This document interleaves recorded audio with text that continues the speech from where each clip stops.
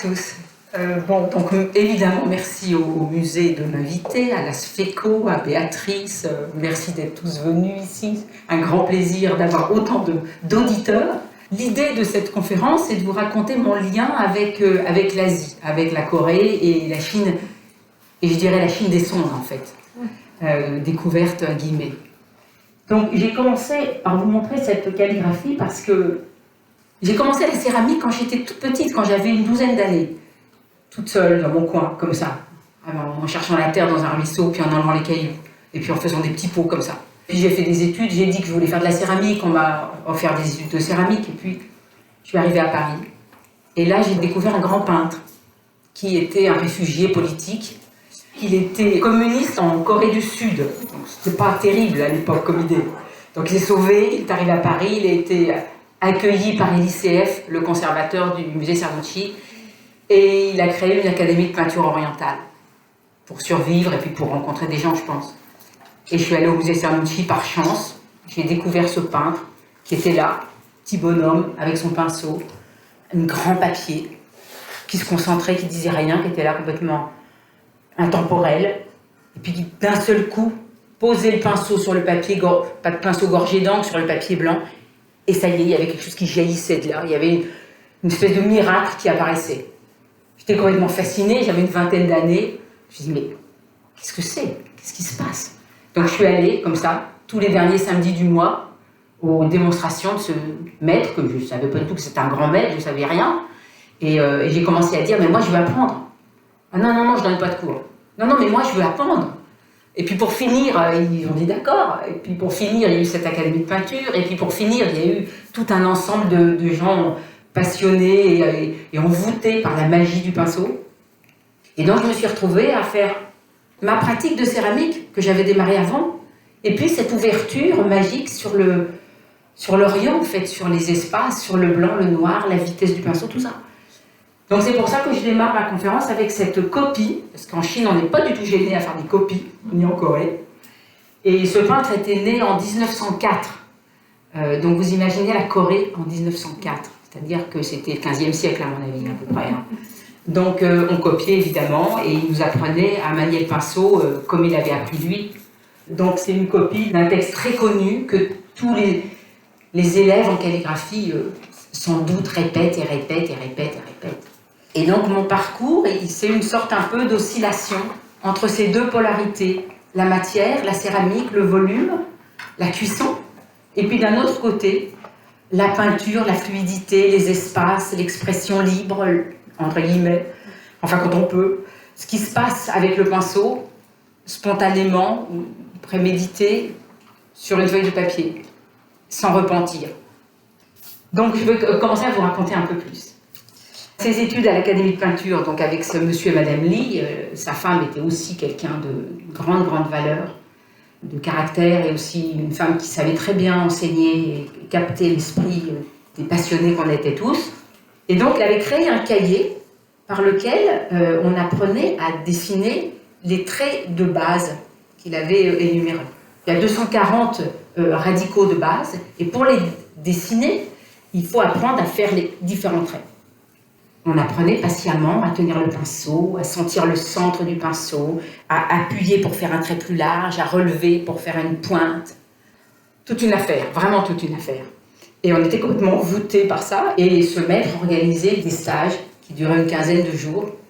Donc évidemment, moi, j'allais toujours. Et je dessinais à 5h du matin avec le maître que je suivais partout. J'étais complètement envoûtée par cette dimension spirituelle et en même temps cette fascination de transmettre la beauté de la nature, de dire la nature, de dire ce qu'on voit sans le filtre d'une esthétique.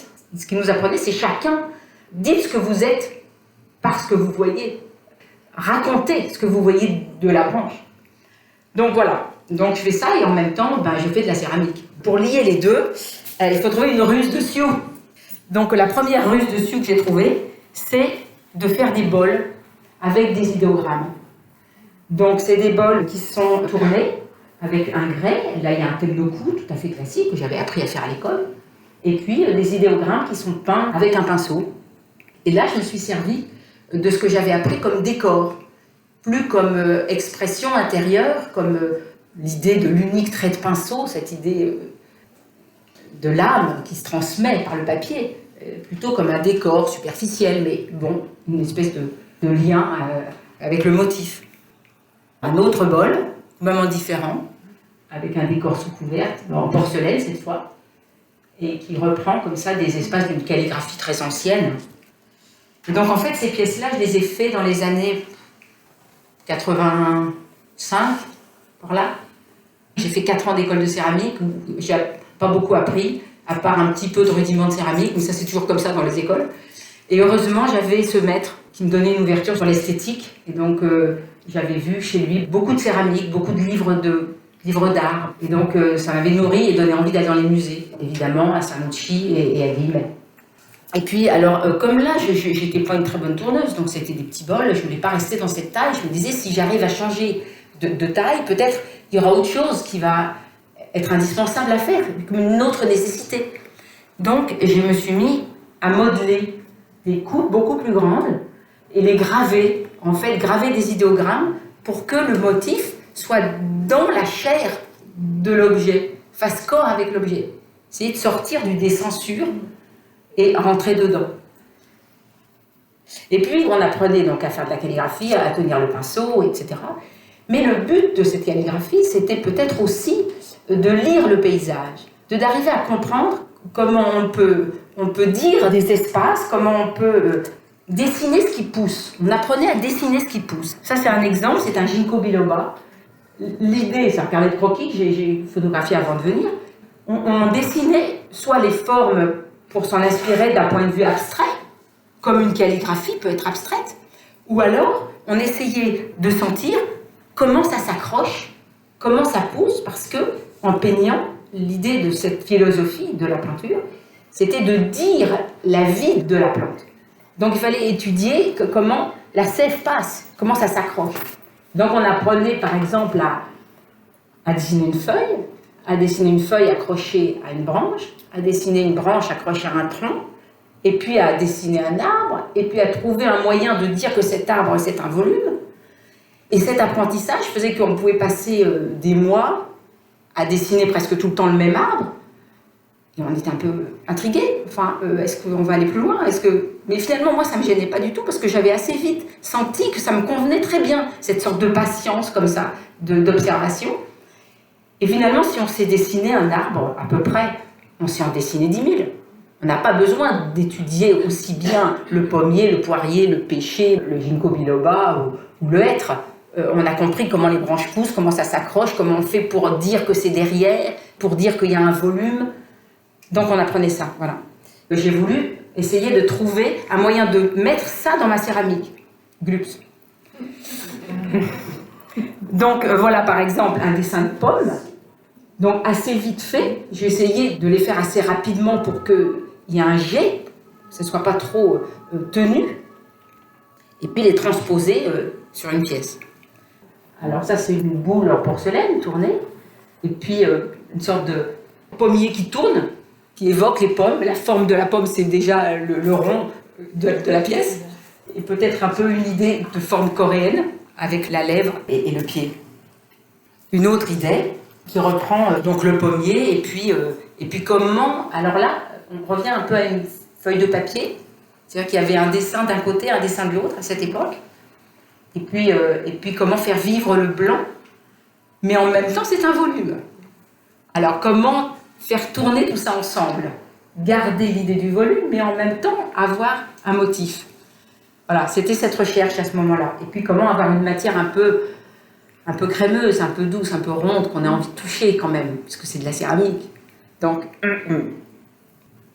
voilà. Et puis une autre idée, alors là, bon, voilà, tout simplement une sorte de mapping chinois avec un frêne et rempli de lierre. Bon, ça c'est directement issu des croquis dans la nature. Là, une forme plutôt coréenne qui reprend l'idée d'une branche. Mais alors là, je me suis dit, mais peut-être que le dessin peut partir vers quelque chose de plus abstrait. Est-ce que c'est des oiseaux tous? Est-ce qu'il y a 3 oiseaux? Est-ce qu'il y en a 2 et une feuille qui ressemble à un oiseau? Voilà. Et j'ai commencé à essayer de sortir de mon cadre et de donner un peu de flou. Alors c'est évidemment un tache d'huile qui est sous une couverte et qui donc donne un peu de matière. Mais vous voyez, c'est quand même relativement brillant. Et la difficulté de ce travail-là, c'est qu'il n'y a à peu près pas de repentir. Donc c'est très mental, c'est un peu long, enfin bon, c'est une solution, mais ça manque un peu de largesse, quoi, un peu de liberté. Mais bon, pourquoi pas. Ça, c'est une pièce de la même période à peu près, qui reprend alors vraiment une forme coréenne, et puis le système coréen qu'ils ont travaillé de faire de délimiter des espaces avec une sorte de frise, et puis dans les espaces ménagers, là j'ai fait des capucines du jardin tout simplement, parce que là je dessinais beaucoup dans le jardin tout ce qu'il y avait, quoi. Voilà, et là il y en a encore une autre que j'aime bien, une pièce à 2 faces, donc peinture, céramique, mélange des deux. Et puis Monique Crick, la conservatrice du musée des collections Bord à l'époque, qui venait d'être nommée, qui était directrice de l'ASFECO, enfin présidente de l'ASFECO, venait à l'atelier assez souvent pour chercher des céladons. Elle était passionnée céladons. Très bien. Et elle me dit, comme ça, mine de rien, est-ce que tu t'es remis à la peinture? Alors je dis, bah oui, justement, je suis en train de m'y remettre. En fait, j'ai arrêté une dizaine d'années, quand je faisais tout ça, parce que je me sentais trop proche de mon maître, trop imprégnée de cette étude, et je ne voyais pas comment m'en sortir, comment trouver une liberté avec ça. C'était tellement fort, c'était tellement riche que je me sentais élève, quoi. Et je voyais bien que je ne pouvais pas aller loin avec ça. Alors j'ai carrément arrêté, et carrément fait que de la céramique, mais peinte et liée à... Bon, évidemment. Et puis Monique me dit ça, et je lui dis, bah oui, justement, tu tombes bien, je vais essayer de voir si après 10 ans, je peux peut-être faire quelque chose de personnel, un peu plus. Je tente le coup, je m'y remets. Et elle me dit, bah écoute, je t'offre les collections Bord pour faire une exposition. Alors moi, je tombe des nues, je me dis, mon Dieu, mais quelle aventure! Prestigieuse collection Bord, et en plus, un espace immense. Bon, donc, et elle me dit, il n'y a qu'une contrainte, c'est que tu dois faire des pièces qui ont un lien avec les collections du musée. Donc je pense que tes peintures, elles vont très bien aller avec les peintures. Si tu as des céladons, c'est parfait. Si tu as autre chose, on verra. Débrouille-toi, tu as 2 ans pour travailler. Bon, me voilà partie. Mais en même temps, j'étais extrêmement heureuse et c'était une occasion il faut toujours, il ne faut pas toujours, mais c'est vrai qu'on travaille, mais s'il y a une stimulation extérieure qui est pour moi pas trop proche, que j'ai un petit peu de temps pour en travailler, parce que moi je m'inquiète, eh bien c'est une bonne stimulation. Donc je l'ai prise. Elle arrivait, j'avais, je sais pas, à peine 40 ans, c'était génial. Très bienvenue. Donc merci Monique, excellent. Donc je me lance. Et donc je travaille d'arrache-pied le matin la peinture et l'après-midi la céramique pour arriver à avancer les deux. Voilà, alors ça c'est des bambous, c'est une grande peinture. Donc avec l'idée du pinceau, différentes graduations d'encre, l'encre plutôt claire parce qu'il y a plus d'eau dans le pinceau, et puis l'encre plus noire. Et en fait, dans cette technique que j'ai apprise, qui est donc traditionnelle, on fait tout avec un seul pinceau. C'est-à-dire que l'idée, c'est qu'il y a une unité de la personne. On est en unité avec soi-même, on est en unité avec l'encre, avec le papier, avec le temps. C'est un peu comme de la musique. On démarre, et puis on ne peut plus arrêter. Les notes, elles sont faites. Et ben, les traits, ils sont faits. Et on doit gorger le pinceau avec les différentes teintes d'encre pour que ça se déroule au fur et à mesure de la peinture. Donc en même temps, c'est extrêmement dangereux. On est sur un fil dès qu'on a démarré. Mais en même temps, comme on doit ajuster ce qu'on a déjà fait, c'est une histoire qui avance, qui se raconte. Et donc c'est extrêmement vivant, puisqu'on ne fait jamais exactement ce qu'on voulait faire, forcément. Enfin, sauf peut-être certains génies, mais bon, je ne suis pas du tout géniale. Donc c'est une expérience intérieure à chaque fois qu'on commence. Mais c'est que du papier. Donc le gros avantage, c'est que on en fait plein, et puis on jette, ou on fait une énorme pile, puis au bout d'un moment, on regarde la pile, et éventuellement on tire quelques peintures qui ont une résonance, qui semblent plus présentes, qui racontent quelque chose. La céramique, c'est pas ça. La céramique, il faut faire des pots, c'est long, il faut les sécher, il faut faire des formes, et imaginer des formes, et puis, donc, il y a une distance entre les deux. La conciliation n'est pas facile. Donc, par exemple, une autre peinture de l'époque, Alors j'aimais bien faire des choses comme ça, très simples, avec des tâches. Vraiment l'idée de la calligraphie, je me suis beaucoup inspirée de la peinture de Ciuta. Ciuta, c'est un grand maître qui a vécu dans la fin du XVIIe, qui est un peintre absolument incroyable, qui était déjà un grand peintre quand il a perdu toute sa famille parce que la Chine a été envahie et on a tué tous les gens qui étaient au pouvoir à cette époque. Et lui, il est parti en errance et il a décidé de ne plus parler. Donc il est devenu muet. Donc il était dans une concentration extrême et dans un dénuement extrême. Mais c'était un peintre tellement génial. Et je pense que son génie s'est aussi accentué par cette seule voie de communication qu'il avait acceptée pour lui-même. Et il a fait une peinture qui est extrêmement libre pour l'époque, extrêmement dense. Enfin, je vous invite vraiment à aller voir Ciuta, c'est miraculeux. Aujourd'hui, c'est encore quelque chose de totalement inégalé. Et donc j'étais fascinée par sa peinture. Donc voilà, ça c'est un petit peu un hommage à ces canards. Il y en a un plus loin. Là, c'est des grues qui volent. Un peu un hommage à la Corée, qui sont des grands fervents des grues, là-bas. Bon, les Japonais aussi, ils aiment beaucoup. Donc là, c'est une autre technique, c'est plutôt, pas vraiment les contours, mais il y a des lignes de contours, alors que le précédent, c'était que des taches. Vous voyez déjà, on sent les possibilités. Et puis après, il y a le pinceau, suivant comment on appuie, la vitesse à laquelle on fait, on est quand même avec un papier complètement buvard. Il est pratiquement réversible. Quand il est mouillé, il se déchire. C'est une espèce de papier de soie. C'est un peu immatériel. C'est très mental. On imagine, on se met dans une posture et on fait. Qu'est-ce qu'on peut? Voilà. Pour Monique, pour cette belle expo qu'on m'avait proposée, j'ai donc cherché à faire des céramiques qui soient en lien avec mes peintures, puisque j'avais l'honneur de pouvoir présenter des peintures. Donc voilà ce à quoi c'est arrivé. J'ai trouvé une couverte qui soit assez ronde, assez douce, et puis un émail, une espèce d'engobe émail qui permettait un peu de se rapprocher de l'encre. Et je peignais sur la porcelaine avec mon pinceau, assez gros aussi, un peu à la manière de l'encre, pour essayer de retrouver cette espèce de vibration qui donnait des taches et puis quelques éléments plus précis. Voilà, là c'est une évocation autour des bambous.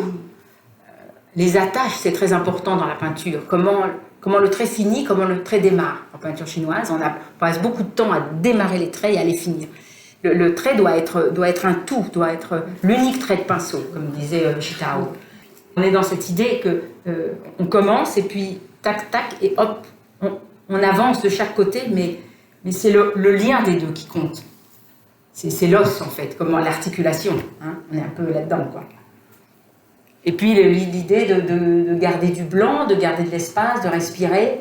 Et là on ne le voit pas, mais je cherchais à l'époque aussi à animer un tout petit peu le fond avec des petits jus de manganèse pour donner une petite vibration, pour que ce ne soit pas dur. Sortir d'un peu de la dureté qu'on avait un peu au début, qui était un peu trop dessinée. Voilà une autre idée. J'ai fait exprès de vous donner le même sujet de bambou. Comme ça, on voit comment on peut... La forme du bambou, le bambou dessus, les attaches de la calligraphie. Voilà, et voilà mon petit hommage à Ciuta, qu'il fallait quand même que je mette ici, qui est donc pratiquement une copie d'un oiseau de ce grand peintre, qui très espiègle. Donc après toute cette démarche-là, je me suis dit que tout ça c'était quand même très mental et que ça ne me ressemblait pas non plus tout à fait. Ça me prenait un peu trop la tête et il fallait que je retourne les pieds et les mains dans l'argile. Donc à cette époque aussi, on allait énormément à Guimet. Et on donnait nos rendez-vous dans la salle Kallmann de Guimet. Donc on était envoûtés par ce merveilleux endroit. Et donc je me suis pris de passion pour cette famille-là. Et donc, là on voit, l'idée, c'est une engobe sur une terre sombre, des aplats, gravés, enlever de la matière et retrouver le tesson plus sombre, et puis faire un petit peu quelques gravures pour animer ces espèces de feuilles, de fleurs. Alors, c'était très bien, parce que c'était en même temps un peu du dessin, en même temps des aplats, en même temps de la céramique, en même temps pas trop prise de tête, parfait. Donc je me lance. Et j'arrive à ça. Donc, moi j'ai transposé. Et au lieu de faire du blanc sur du sombre, j'ai fait du sombre sur du blanc parce que j'avais de la porcelaine et j'avais pas la terre qui convenait pour faire ça. Voilà. Je voulais émailler parce que je voulais que mes pièces soient vendables. Donc il fallait qu'on puisse mettre des fleurs dedans éventuellement ou de l'eau. Et j'ai fait des frises et je me suis dit, si jamais je fais blanc-noir, ça va être trop dur. Donc je vais garder un peu de la griffure du fond et la mémoire de la gravure qui est là dans les petits traits. Parce qu'en fait, tout était recouvert comme ça. Et puis j'ai enlevé pour retrouver le blanc. Donc j'ai gardé un peu de ce que j'enlevais. Et ça a donné cette famille-là. Donc voilà une petite idée. Mais alors il y a beaucoup de choses dans cette... Il y a aussi ça. Quand même, miam. Et puis il y a aussi ça. Alors vous voyez toujours le principe. Il y a un motif décoratif qui tourne, qui monte et qui descend, et puis des volutes qui s'en mêlent et qui occupent tout l'espace. Là, on est en noir avec un retrait blanc. Donc le corps de la pièce est blanche. Donc, je me suis dit, bon, je vais continuer à avancer, et j'ai proposé ça. Donc c'est une solution. J'ai mis de l'émail à la place de mes engobes. Donc le blanc posé côte à côte du noir. Et donc les deux qui créent cet échange entre... On ne sait pas très bien quel est le motif, si c'est le blanc ou si c'est le noir. C'était un peu ça l'idée. Mais bon, c'était un peu sombre, un peu uniforme, un peu pas très drôle. Donc couleur. À cette époque, on nous proposait des expositions sur un thème. Donc on faisait une expo sur un rouge de cuivre. J'étais toujours avec mon prince, on dirait, le grand crack. Donc un coup c'était les rouges de cuivre, un coup c'était les céladons, un coup c'était autre chose. Donc le four cuisait des choses très variées. Et à la faveur de plusieurs cuissons d'une pièce, je suis tombée sur un émail absolument hallucinant qui était comme ça. C'est-à-dire que ça, c'est un temnoku noir qui est sorti jaune. Et les dessins qu'on voit, c'est un autre temnoku noir qui est sorti avec ses points. Ça, c'est à la faveur du refroidissement complètement dingue qu'il a subi, parce qu'il a cuit 3 fois. Première fois, il était tout noir, mais il était raté, donc je l'ai gardé. Deuxième cuisson, plusieurs années après, il a cuit, il est sorti sûrement raté parce qu'il est resté sur l'étagère. Et quelques années après, il est repassé dans le four, et voilà ce qu'il en est advenu. Donc quand j'ai sorti ça, j'étais complètement émerveillée. Ça, c'est une pièce approchante, et je me suis dit, bon, maintenant il faut trouver comment ce noir temnoku est devenu comme ça. Parce que là, il y a une possibilité assez drôle. Et c'est que du fer, c'est juste un peu de fer dans un émail, point. Il n'y a aucun colorant ou quoi que ce soit. Et j'ai fini par trouver, après moultes essais, je pense quelques années, et ça a donné cette famille, où finalement, voilà, le temnoku est devenu jaune, et un autre émail découvert à l'île de la Réunion à partir des laves de basalte a donné le noir, et puis un blanc pour faire un peu de lumière. Et donc la famille des Tizu s'est transformée en des sortes de dessins qui se mangeaient un peu parce qu'il y avait pas mal d'émail, donc j'étais contente parce que c'était pas trop dessiné, mais c'était quand même dessiné derrière. Ça correspondait assez bien à mes envies de dessiner et de faire de la céramique. 2 taches d'huile différentes, toujours dans cette fameuse cuisson invraisemblable, avec un refroidissement très bizarre, puisqu'il est issu de ces 3 cuissons finalement découverts. Je pense qu'il y avait une cuisson de rouge de cuivre et une cuisson de céladon subie par cette pièce qui n'avait rien à voir, qui normalement n'aurait jamais dû cuire comme ça. Et puis ces pièces, elles étaient quand même tournées, elles étaient quand même pas très grandes, et je me suis dit, mais si jamais je modelais des grands trucs, j'aurais plus de place, ça me ferait des grandes feuilles de papier, peut-être on peut trouver quelque chose avec ça. Donc j'ai modelé ça devait faire, 80 cm, ou je sais pas, des grandes choses comme ça.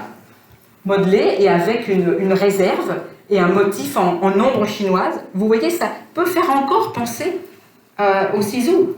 Et puis vous allez voir, ça fait penser un peu aux autres. Et voilà une autre évocation, un géranium. Et puis comme ça s'était encore un peu dessiné dessus, bon, il y avait de l'émail, ça commençait à se décanter. Je m'éloignais un peu du dessin, mais quand même. Je suis repartie dans une toute autre voie. Parce que nous sommes retournés à bord et j'ai vu là-bas les jades gravés.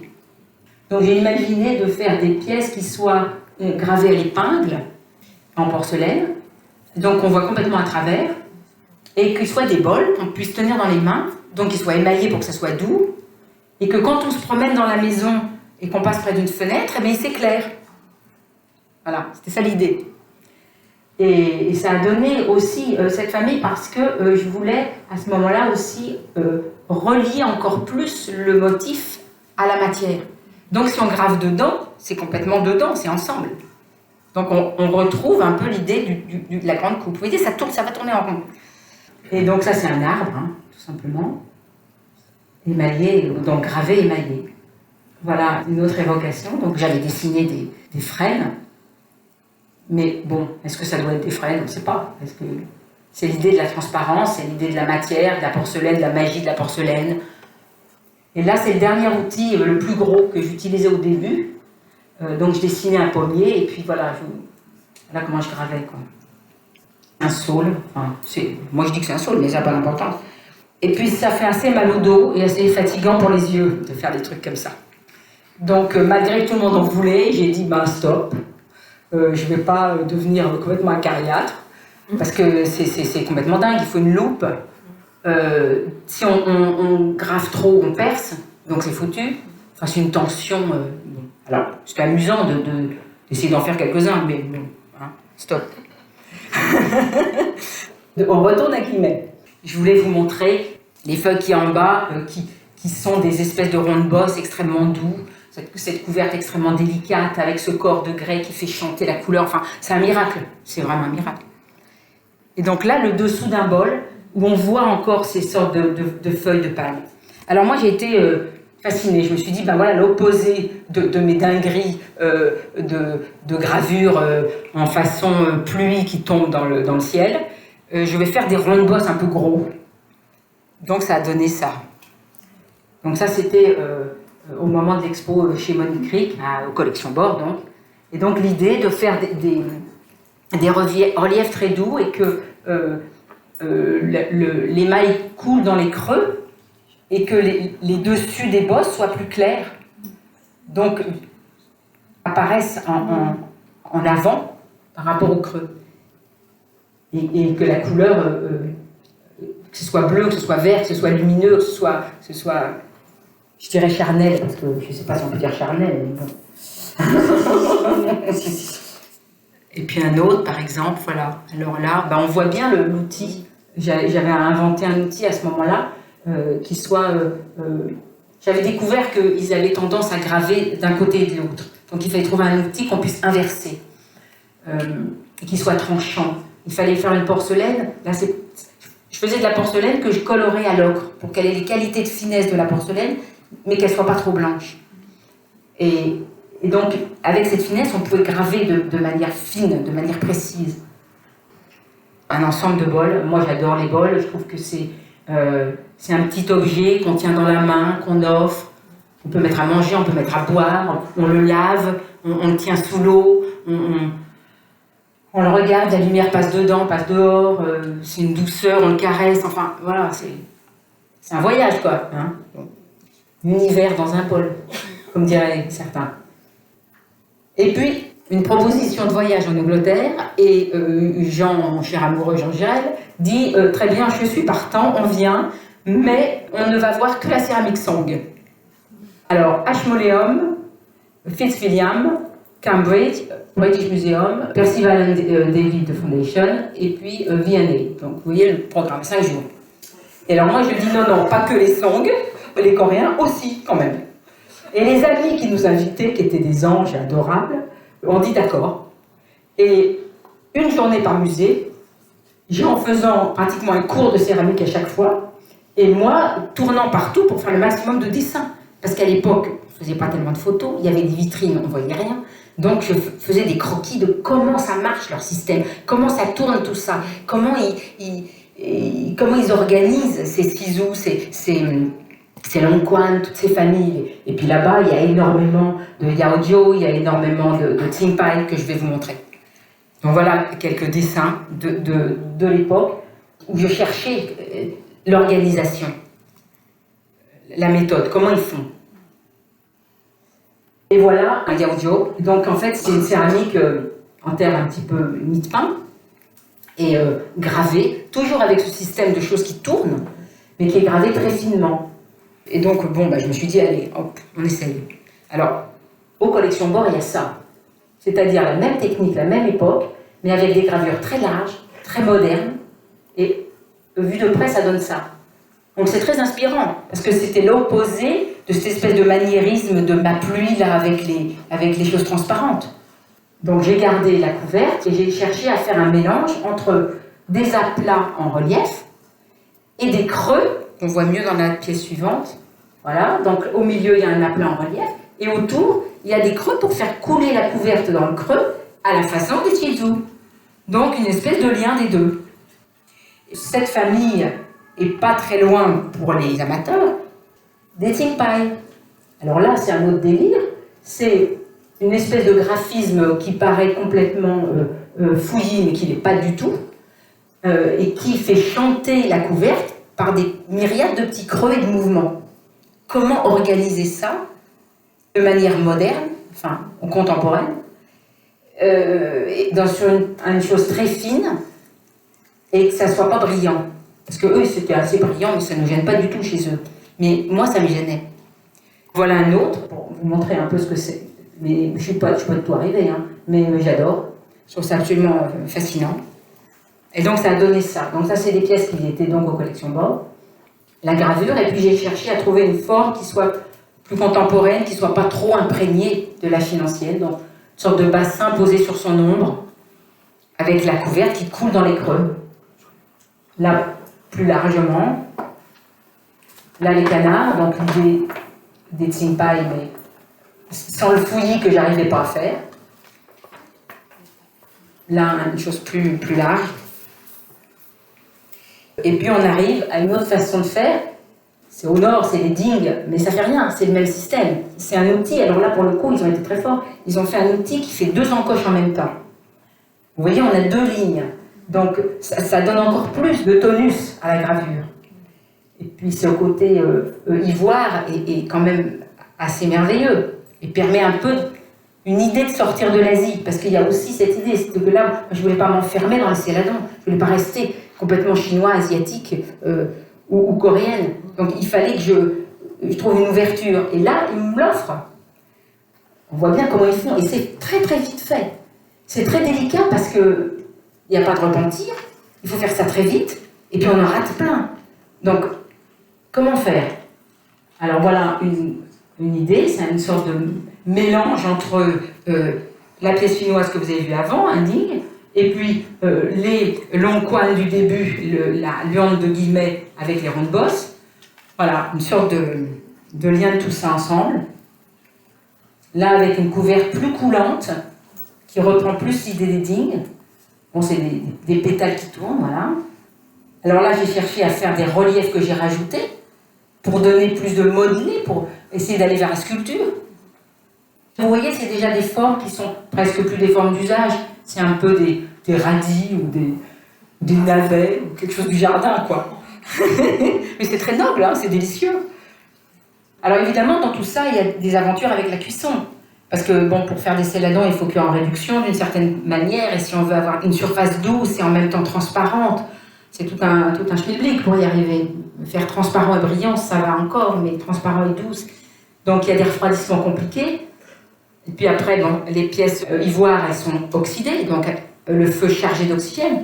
Et puis là, je suis revenue à un feu privé d'oxygène pour aller vers des bleus à nouveau. Encore là, une autre idée, quelque chose qui tourne. Comme toujours, un ensemble de bols. Alors, c'est un peu les mêmes que ceux qu'on a vus en céladon. Mais ça donne tout à fait une autre impression. On n'est plus du tout dans la même sensation. Peut-être un peu plus occidentale. Je sais pas. Au milieu de tout ça, il y a les Coréens quand même. Et les Coréens, ils sont assez géniaux. Hein. Puis mon maître était coréen, alors quand même. Une pièce de l'époque Koryo, la même époque que les Song, donc 12e siècle, hein, 10-12e siècle. Le système, c'est d'incruster une terre blanche et une terre noire dans une terre moyenne. Et ces différences vont créer un motif qui peut être très très fin. J'essaye de trouver la méthode. Il faut que les terres soient amoureuses pour qu'elles ne se décollent pas. Donc c'est pas forcément tout de suite qu'on trouve. Une plaque tout à fait magique, parce que vous voyez cette belle coulée, je vous en parlerai après. C'est cette différence d'émaillage qui fait qu'elle est plus bleue par endroits et plus claire par d'autres. Et puis ce beau rythme avec les blancs des oiseaux, ce côté un peu comme un tableau, en général c'est toujours des sortes de petites vignettes. Donc c'est tout à fait à part. Et voilà ce que je suis arrivée un petit peu à faire avec cette émotion de ces très très beaux coriaux. Donc incisés, remplis, et puis chercher une couverte onctueuse et un peu verte. Après, on peut aussi jouer à changer la couleur, donc là on est plutôt bleu, et puis aussi à enlever une des deux couleurs, donc là on n'est que blanc. Et puis il y a un motif qui peut être un feuillage, une mémoire de feuillage, bon, je sais pas. Mais du coup on s'éloigne du dessin. On a encore un peu des espaces, et puis on s'éloigne aussi de la forme traditionnelle des bols, puisqu'il n'y a pas de pieds, il n'y a pas de lèvres, on est un peu dans une sorte de bassin, un peu une idée de chercher une forme plus personnelle, plus d'aujourd'hui. Voilà, un peu la même forme, mais la céramique, c'est ça qui était formidable, c'est que les formes, suffit de presque rien pour qu'elles changent. J'ai incrusté du sombre, mais avec l'émail bleu-vert, ça change de couleur. Encore une autre idée. Bon, c'est quand même très issu de mon dessin, c'était pas inutile. De toute façon, l'utilité est toujours très relative. Alors là, c'est encore une autre expérience qui est une sorte de mélange entre la première pièce qu'on a vue, blanche et noire, de Yaojiao, et puis les Coréens. C'est-à-dire que c'est une chose incrustée dans une autre, mais les Coréens, sur cette plaque qu'on voit, ils étaient arrivés à faire une vibration avec l'émail. L'émail, il n'était pas uni. Et ça, j'ai trouvé ça vraiment merveilleux. Je me suis dit, mais là, il y a le feu qui passe, là, il y a l'eau qui passe, là, il y a de l'air, il y a autre chose, c'est pas figé. Comment rendre cette idée? Et puis, on a déménagé et on s'est retrouvé dans un endroit où il y a un très grand ciel.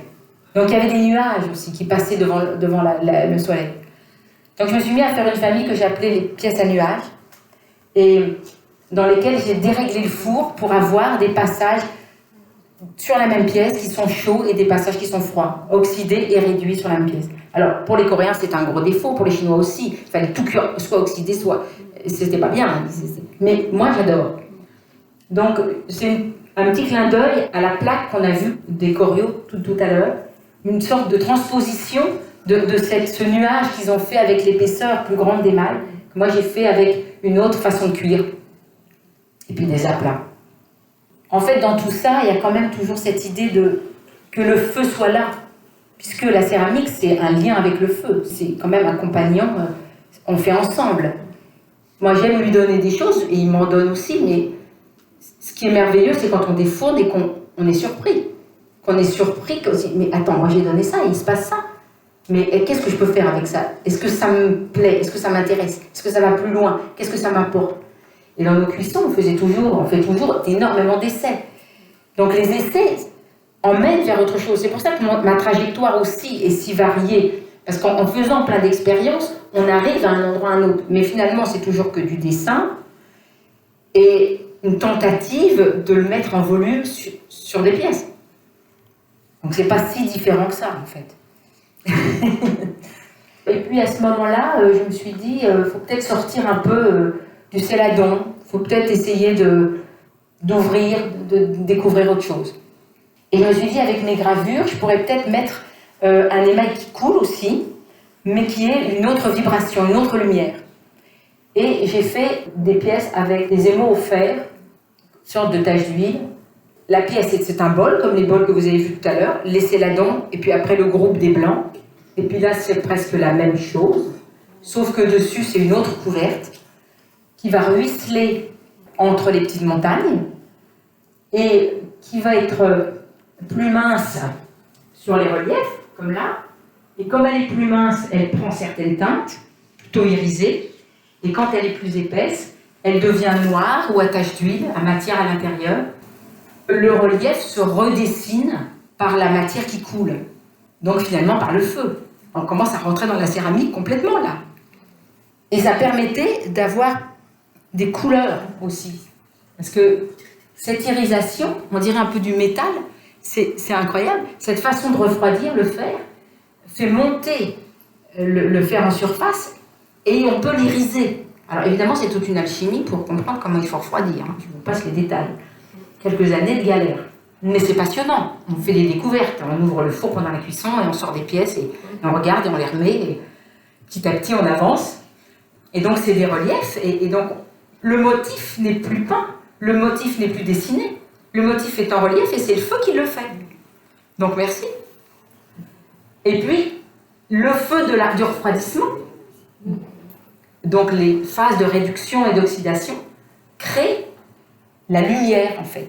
Et autant dans les céladons, la lumière, elle rentre dans les pièces, c'est par la transparence du céladon qu'il y a cette espèce d'appel de l'œil qui veut aller au fond, toucher le corps de la pièce. Autant là, c'est l'inverse. La matière, elle vient vers nous. C'est pas un miroir, mais c'est une autre vision, une autre façon d'appréhender le volume.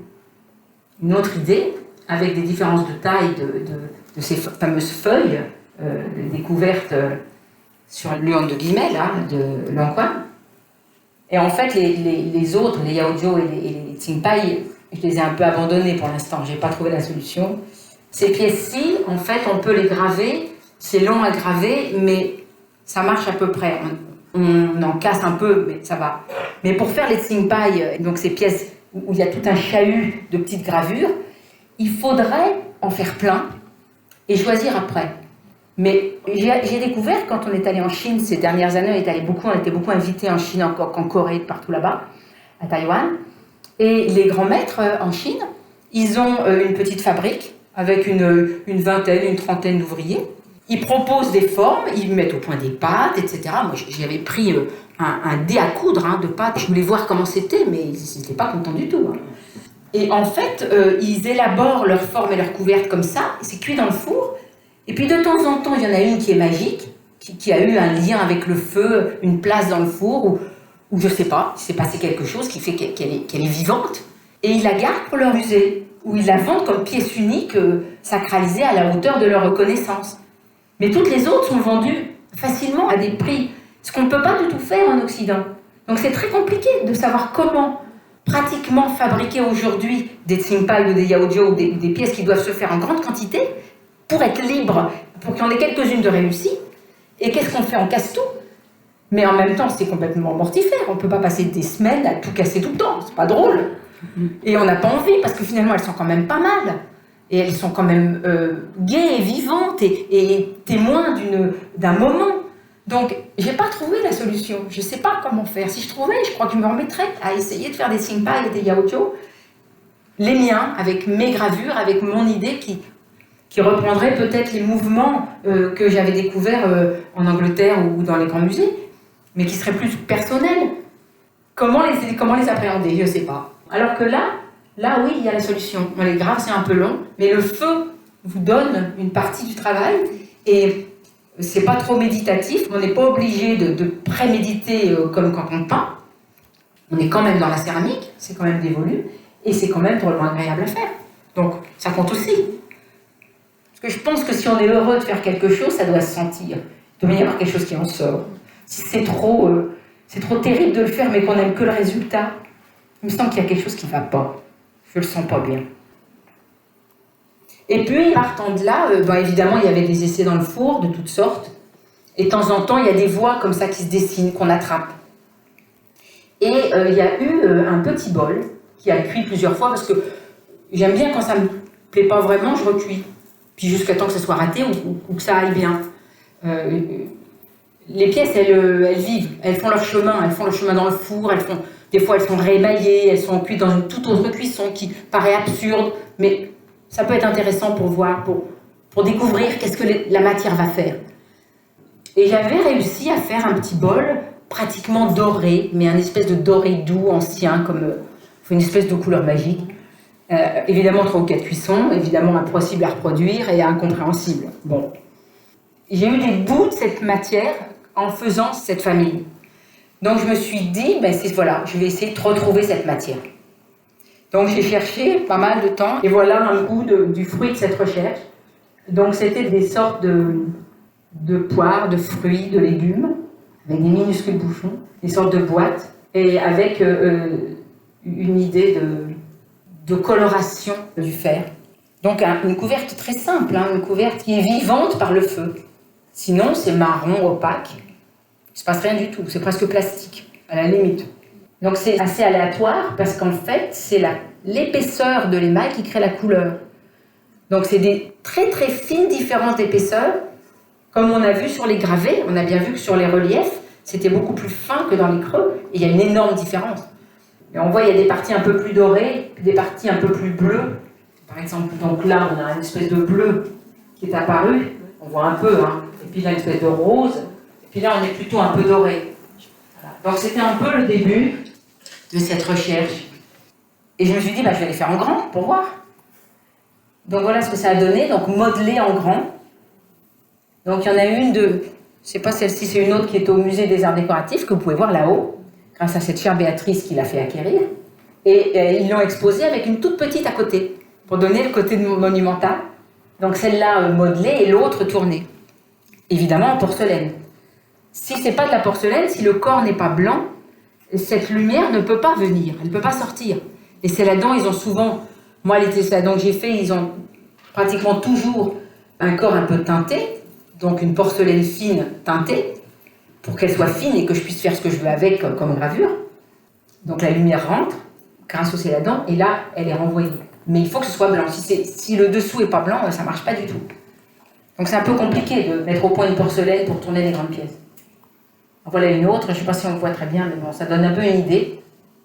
Et puis m'est revenue en tête une petite pièce qu'on avait vue au Musée national de Taipei, qui est donc le musée de la Chine ancienne que Chiang Kai-shek a essayé de sauver tout ce qu'il pouvait, et puis il a filé à Taïwan, et là-bas ils ont fait un musée absolument fabuleux dans un rocher, un truc merveilleux, où on est allé plusieurs semaines. Et là-bas, j'avais vu une petite pièce assez merveilleuse, et assez drôle.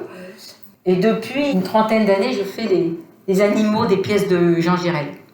Il n'aime pas les faire, il a des doigts beaucoup trop gros, il a tellement il sèche la terre, c'est une catastrophe, enfin bon, ça va pas du tout. Et moi, j'adore faire, donc il me fait des commandes et je passe des semaines à faire des petites bestioles pour lui. Mais et cette petite bête qui me demande, lui, il les recouvre d'émail assez épais pour donner la matière de la bête. Donc par exemple, ça va être un léopard, et son génie, ça va être de faire l'émail léopard, qui va dire le léopard, par la matière du léopard qui est sur le léopard. Donc c'est toujours assez épais. Et puis quand c'était des céladons, c'est toujours aussi assez épais. Donc il faut que je fasse des animaux assez caricaturales, pour que finalement, ils ne soient pas complètement glués dans une sorte de merveilleuse matière onctueuse. Et en retrouvant celui-là, je me suis dit, mais pourquoi j'en ferais pas moi de manière beaucoup plus fine, plus petite, avec mon émail qui est très fin, et là je garderai tous les reliefs, toutes les précisions. Et puis, bon, cette pièce est quand même assez adorable. Et voilà un peu ce qui m'a inspiré. Donc les bronzes archaïques, il y a eu les tambours de pluie, donc une sorte d'hommage aux grenouilles qui vont apporter la pluie. Il y a eu lors des sites une exposition qui a eu dans les années 85 ou je ne sais plus, qui était miraculeuse. J'étais jeune mais j'ai absolument adoré, et où c'était comme ça des animaux dorés, mais dans un doré mat, onctueux, merveilleux. Et je me suis replongée là-dedans. Et dans notre époque, là, depuis quelques années où tout part dans tous les sens, où les animaux, la nature, on ne sait plus qu'est-ce qu'on a fait là, où est-ce qu'on est nous et comment on fait avec tout ça. J'ai eu envie de leur donner de la place, de redonner de la place aux autres vivants, aux autres parties du monde que nous, que finalement on est juste, pas plus qu'eux, finalement on est des animaux aussi, et puis on est un peu vivants, mais bon, est-ce qu'on vaut plus la peine? Je ne sais pas, j'en sais rien. Donc je me suis dit, je vais faire des céramiques où je vais reprendre dans la forme, dans le corps de la pièce, une posture de la bête, un peu comme cette cloche. Alors évidemment, je vous dis ça parce que j'y ai réfléchi pour la conférence. Je n'ai pas réfléchi avant. Là, je vous raconte comme si jamais c'était prémédité. Mais en fait, c'est pas dans ce sens-là. On fait les choses, et puis après, enfin en tout cas moi, puis après j'essaie de comprendre qu'est-ce que j'ai fait. Bon, là, j'ai démarré cette famille d'animaux, et puis après je me suis dit, mais pourquoi tu fais ça en ce moment? Qu'est-ce que ça te raconte? Et comme par hasard, je lis des livres sur les Inuits, sur les Indiens, sur tous ces peuples qui sont encore très en lien avec la nature, avec la mère-terre, comme ils appellent, avec le peuple qu'on a autour de nous. Donc j'ai eu envie de les relier avec moi et de reprendre finalement, on peut aussi voir ça, les espaces qu'il y a là-haut ne sont pas du tout inintéressants pour un calligraphe, mine de rien. Donc ça a donné ça. Donc la matière des pièces précédentes avec des évocations d'animaux. Et puis il y a eu aussi un autre déclic, j'étais en train de faire toutes ces pièces, et puis on va à Paris, on arrive au musée de la chasse et de la nature. Et là, miracle, il y a un Égyptien absolument fabuleux, un galeriste totalement passionné, qui a réuni 350 figurines du monde entier d'animaux, qui tiennent dans une boîte à chaussures, et qui étaient exposées là. Donc c'était une sorte de défilé extraordinaire, sur des petites tiges comme ça, ils ont attaché tous les petits animaux. Alors il y a depuis moins 5000 jusqu'à aujourd'hui pratiquement. Donc vous voyez, et dans le monde entier, donc il y a évidemment lors des sites, mais il y a les créations des steppes. Donc justement, moi je me mets à faire des animaux en lien avec tout ça, et puis je tombe là-dessus. Je dis mais qu'est-ce qui se passe? Il y a une étoile là, et tout ça, ça va ensemble. C'est quand même merveilleux quoi. Donc ça m'a encore plus confortée dans mon idée. Et j'ai continué. Là, il y a un chat. Voilà. Et en cherchant à mettre de la couleur. Donc là, j'ai essayé de faire un bleu, un éléphant bleu, pourquoi pas. Ils sont bien roses des fois. Voilà, un chatounet. Et petit à petit, essayer de remettre de la matière dans cette sorte de lumière colorée. Mais j'essaye. Là, c'est le festin des ours. Pour en reprendre la petite pièce aux ours, c'est tellement adorable. Avec une matière, vous voyez, beaucoup plus mate, beaucoup plus sèche. C'est ça aussi qui est amusant en céramique, c'est qu'au fur et à mesure des cuissons, si on fait des expériences, on tombe sur des choses qu'on n'avait pas forcément imaginées, peut-être intuitivement, vaguement pressenties, mais après on les prend et on part vers une histoire avec. Et voilà la dernière pièce, qui est en fait assez incroyable parce que vous voyez, donc la queue n'était pas collée à la panse, et la couverte a coulé, elle a fait une goutte des deux côtés, mais elle ne s'est pas collée pour autant. Donc la bête est encore mobile. Le feu a été très gentil. Et bien voilà. C'est magnifique.